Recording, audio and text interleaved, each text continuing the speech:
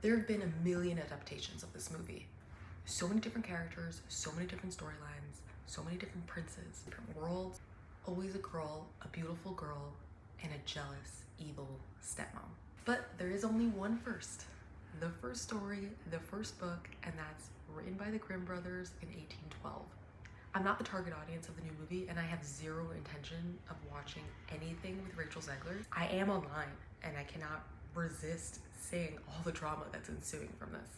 There's like so much insanity. The situation is just hilarious to watch, actually, with all the commentary and people going back and forth, and it really just seems like a wave of hate directed at the new Snow White. Like, the fairest of them all, I'm pretty sure they want us to watch this movie blindfolded. Besides for her name literally meaning white and her decidedly tan complexion, you also have to suspend your belief that she is more beautiful than Gal Gadot. I mean, that woman's probably the fairest of them all for real. And so, with all the ensuing drama, I felt compelled to go back to the start of it all, the original story.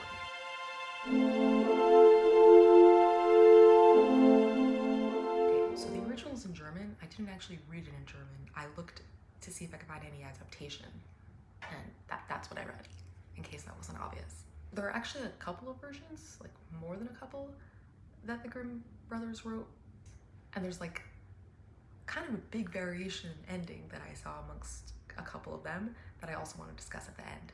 But first, I want to do a background of who the Grimm brothers were. First off, they were lawyers, and they weren't actually the biggest folklorists of the time. That was actually another guy whose name I totally forgot now, but is super irrelevant. And they found themselves drawn to folklore.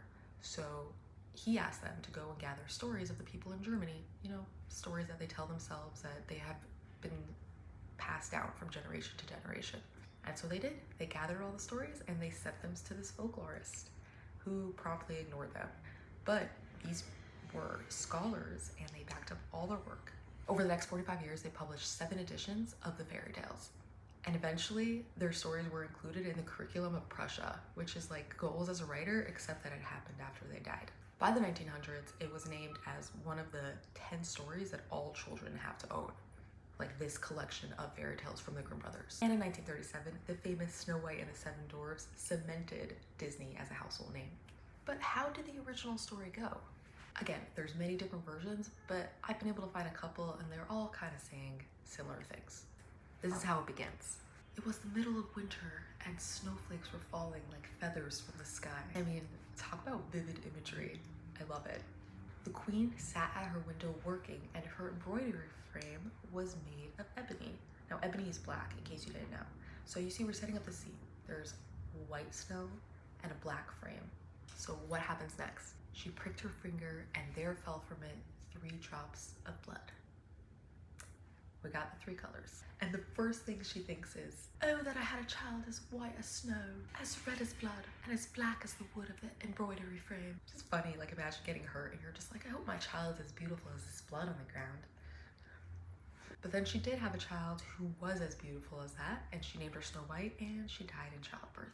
After a year, the king got another wife, but she was really proud and really jealous. She was beautiful, but also those things.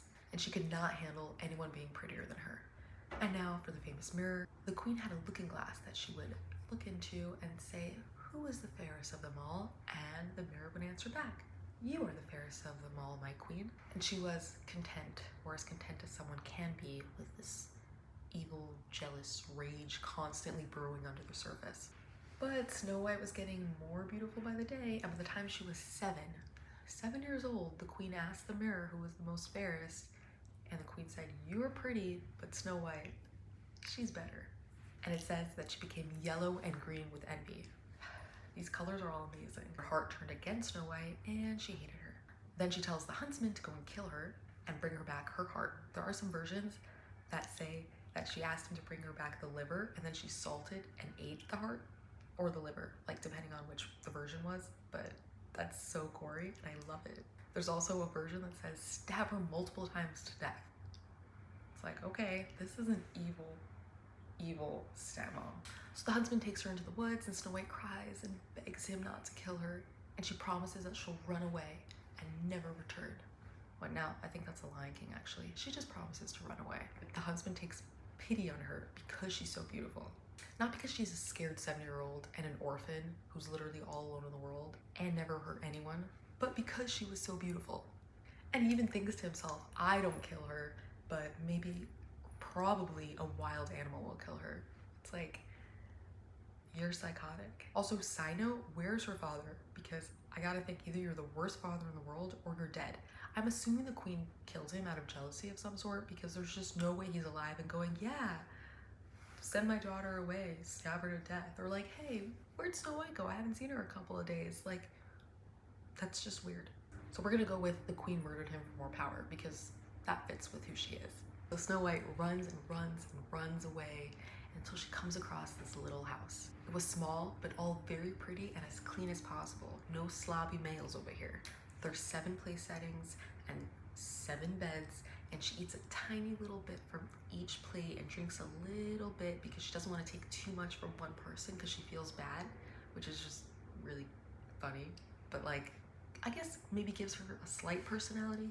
And then she sleeps in every bed, but they're all like either too long or too short or not comfortable. And I'm just thinking like, girl, you are a princess, because if I had just been almost killed and then ran all day, I would have just fell to the floor, like in a faint. That's what I just would have slept anywhere. But okay, the beds aren't comfortable enough for you. But finally she goes to sleep in the last bed, which is just right. Oh wait, no, that's Goldilocks. So the dwarves come home and they're all in an uproar, like, what happened? Someone ate our stuff, someone slept in our beds. And then the last dwarf goes, wait, there's someone sleeping in my bed.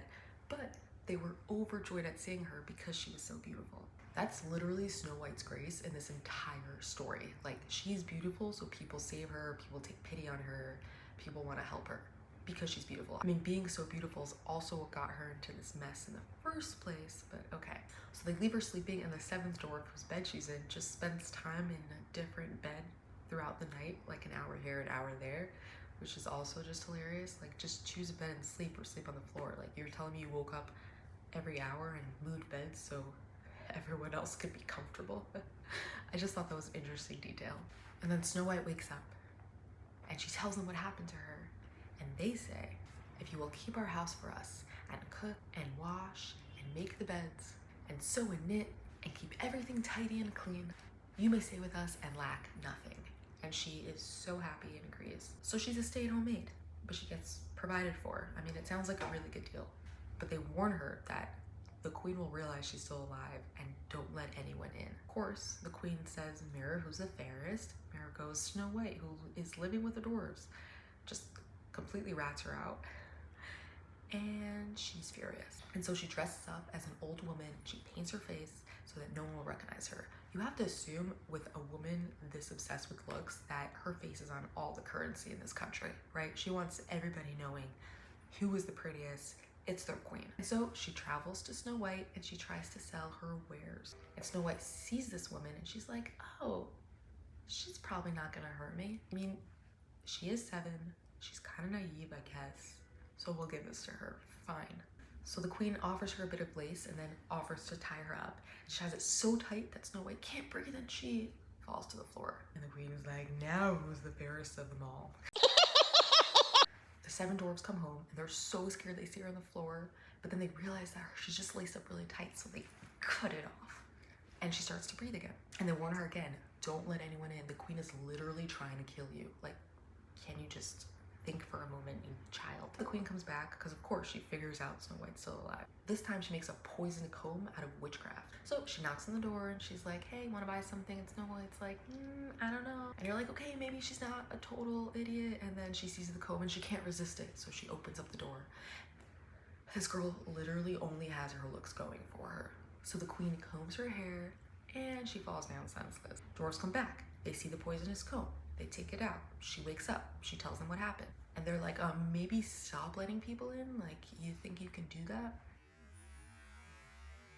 Queen comes back and asks her mirror again, who's the fairest, and someone should really just smash this mirror because then it would be fine. She would just think she was the fairest and wouldn't have anyone to tell her otherwise. Or the mirror should just lie. Like, come on, mirror. Save a little girl's life. So she's pissed and she has this new plot that says she's gonna kill Snow White even if she ends up killing herself. She goes into a secret room nobody knows about, and she makes a poisonous apple, but the most beautiful apple you've ever seen. It's white with red cheeks, and anyone who looks at it just has to eat the apple.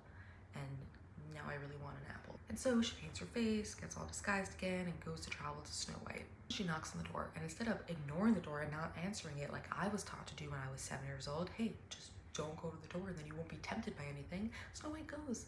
And she looks through the window and she's like, oh no, I mustn't let you in. And the queen's like, fine, I'll sell this apple somewhere else. And then Snow White sees the apple and she wants it so bad, but she's still scared. And the queen's like, what, you think it's poison? And she cuts a bit of it off and she eats it, but she ate the white part. There's no poison in the white part. Poison's only in the red. And Snow White, who is a pretty big idiot, but let's be fair, she had no parents and maybe the queen just kept her locked in a cupboard her whole entire life, she stretches out her hand and takes the apple. And she falls down as dead. And the queen laughs evilly. She goes back to her mirror to ask, finally, who's the fairest of them all? And the mirror's like, you are. Can you stop killing people? The dwarves come back and they try to revive her and they check her for combs and they see how tight her laces are, but she's not waking up. So they build her a glass coffin because she's way too pretty to go in the ground. And they write in gold letters on the coffin that she's a king's daughter. And the dwarves all take turns sitting next to her, and even the birds come and mourn for her. So then she sleeps for a long time, and it's kind of fuzzy on how many years it is, but it seems like a really long time based on years and years passing. Then the famed prince comes across her coffin. It actually specifies that it's a king's son, which I found interesting. It's like she's a king's daughter and he's a king's son, not like a prince and a princess. That could just be a translation thing as well. He's so overtaken by her beauty that he offers to buy her from the dwarves, but they're like, no way. But then he begs them, he's like, I have to look at this beautiful face for the rest of my life. And they're like, okay, fine, we get it. So he has the servants carry her away, except as they're carrying her, one kind of stumbles and then the coffin just jolts and then the apple piece flies out of her mouth. And she wakes up. And the prince immediately asks her to be his bride. What's with the sirens? And Snow White was kind and she relented. Imagine if that's how it worked. You were just kind. People were like, will you marry me? And you're like, I'm just a good person, so sure. I'll spend the rest of my life with you. It's like, okay. It's kind of funny. So the queen gets invited to the wedding for some reason. I don't know why. Snow White's like, no, let's pretend I'm still dead and not tell her. But she gets invited. So she dresses up in all her pretty clothes and she goes to her mirror and she's like, who's the fairest? And the mirror's like, the new bride is. And she's pissed. I mean, it's been years and years, right? She's been the most beautiful for a while now. So she is pretty upset. And she can't resist just seeing who the new bride is. And the second she shows up at the wedding, she's like, yeah, that's Snow White. And she's angry and terrified. Because I guess Snow White also has a secret power of just never dying, even when you're really trying to kill her 4 times. So then I saw one version that said she was so angry, she died. Anger will kill you, folks. We all gotta work on just being zen. But then every other version says they prepared her red hot iron shoes and forced her to dance until she died. The end. I mean, what kind of ending is that? Who are the good guys? Who are the bad guys? Lots of morally gray characters over here. Why couldn't they kill her in some humane way? Why couldn't they lock her up? There's just other options instead of forcing her to dance in red hot iron shoes until she died. But it was a fun story and I'd love a movie that was accurate to the original, like with all the gory bits and the eating of the innards of Snow White. That would be fun. You'd have to pad it out a bit because it's not that long. But what do you think? Should I go and reread all the original fairy tales now?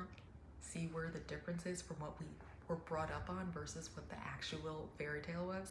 If you like this, please subscribe to my channel. I love books. I love talking about books. I also love fairy tales, which is kind of like the original fantasy books because that's my favorite genre also. And give me a thumbs up. And if you didn't like it, I guess you could give me a thumbs down or you could comment and tell me what you didn't like about it. See you next time.